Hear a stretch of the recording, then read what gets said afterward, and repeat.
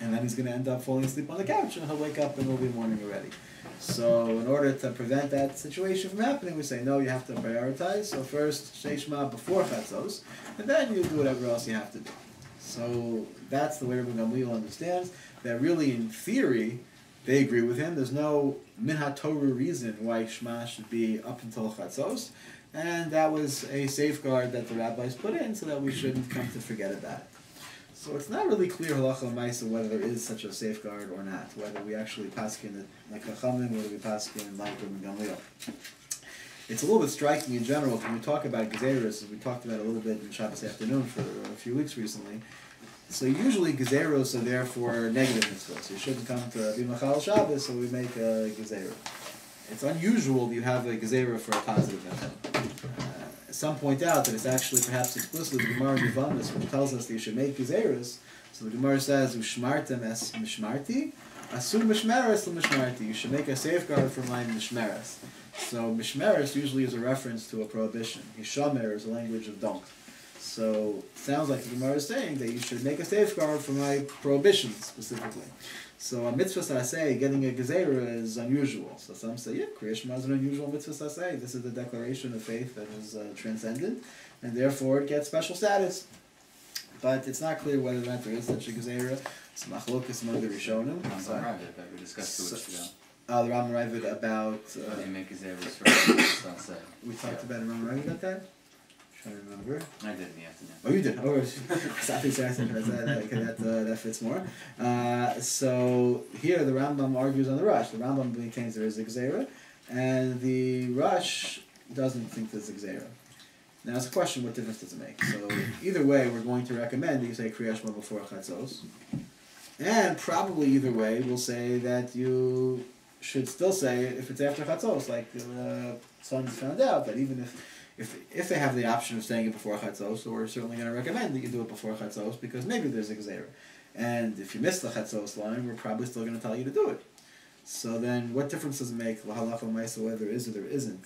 So I think we mentioned recently that Rabbi Yonah has what sounds like a very striking position. That Rabbi Yonah understands that this is an example of when the rabbis nullified a mitzvah min Torah. We discussed recently for blow shofar on Shabbos and Rosh Hashanah, when the rabbis say not to, does that count as anything? Is that a mitzvah at all? So Rabbi Yonah, along those lines, says here that what this opinion means is that if you say Kriya Shema after Chatzos, there's nothing. They nullified the mitzvah, which is striking on so many levels, because there's no precedent for that in the Talmud, that a positive mitzvah is removed to protect itself. We say don't blow shofar on Shabbos to protect Shabbos, but we don't protect the positive mitzvah by negating it at a different time. It's not clear what that would mean. Would it mean that so that you won't make the mistake tomorrow night, we'll tell you you blew it tonight? Or that we'll say, so you won't make the mistake tonight, you should know that you're not even going to have an option to fulfill it later. It's not clear what that means, but it really means close to nothing, because Rabbi Yonah himself paskins like Rabbi Gamliel. So Rabbi Yonah holds the mitzvahs all night. He says, Chachamim, well, I don't paskin like the view that I don't follow, that there's a gezerah of midnight. That would mean that after midnight it's nothing. So again, the impact of this is very, very small, because the practical impact, first of all, would only be up in terms of the heavenly ledger, because either way, you're going to try to say Kriya Shema before Chatzos. If you miss Chatzos, you should say it anyway, because it can't hurt. So it has very little impact on your practice. And even for the heavenly ledger, it doesn't seem like there's anyone who really thinks that you're not Yotzei after Chatzos, because the one Rishon who says that within an opinion that he doesn't follow. So it was very controversial. Moshe Feinstein has a tshuva against this Rabbi Yonah, and the Shagas Aryeh earlier had a whole discussion about it, but the impact is very narrow. So it's not clear whether this Gezerah exists, but it basically means that Rabbi Gamliel and Chachamim really are on the same side. They really have the same conceptual understanding of Kriya Shema, that it's all night. And Rabbi Eliezer is on the other side, that it's the beginning of the night. And so we don't follow him, we follow the all-night view. And just a question of practically what that means. So that's not the source of so much controversy. What the source of a lot of controversy is, and we'll just go for a few minutes, normally we'll finish 9:45, time we start a little late, so we'll go for a few minutes. So the opening Machlokes Rishonim, the first debate that the Rishonim have in the beginning of Shas, is the question of, what about the opening time? Right, that gets kind of swallowed up in the whole discussion here, because so much more real estate is given to the question of when you finish Kriya Shema. But this opening time is a problem. Because according to the Mishnah, if you know how to read it, obviously it's complicated, but if we figure out what this Kohanim thing means, so the earliest time we can say Kriya Shema is when it's fully dark outside. So as we know, very often, we daven Ma'ariv, and it's earlier than that. We try to daven Ma'ariv, for example, when we daven Mincha Ma'ariv together, so we try to daven Ma'ariv after Shkia. But Shkia is not Seis HaKochavim. So that's also too early. And sometimes we daven Ma'ariv even before Shkia.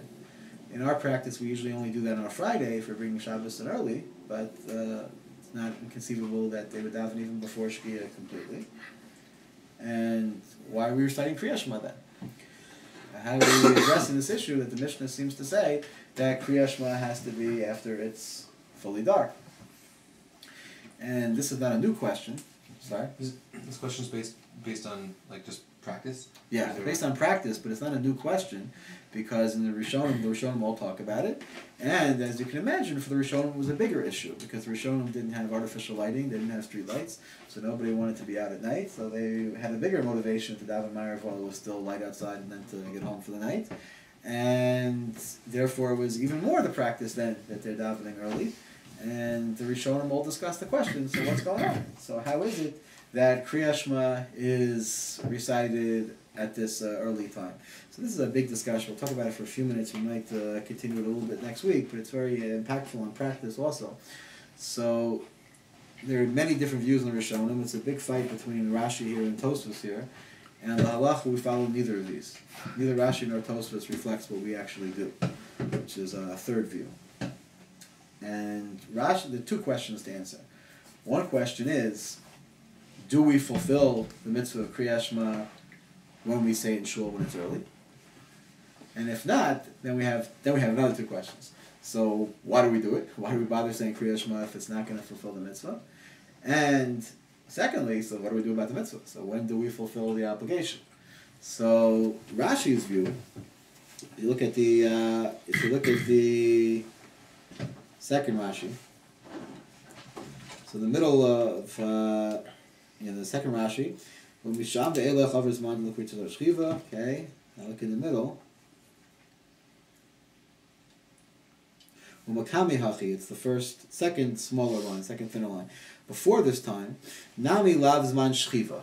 That's not called a time of lying down. As we alluded to before, it's a question, what does it mean when the Torah says lying down time and waking up time? Is this poetic references to night and day, or does it have a different definition? Maybe it's not even subject to how we define night, it's sleeping time, which might mean a different parameter. So whatever it is, before this time, before it says Kochavim, is not considered to be a sleeping time. Not considered to be as man shchiva. So somebody who says Kriya Shema before this time is not in fulfillment. So then here's the big question.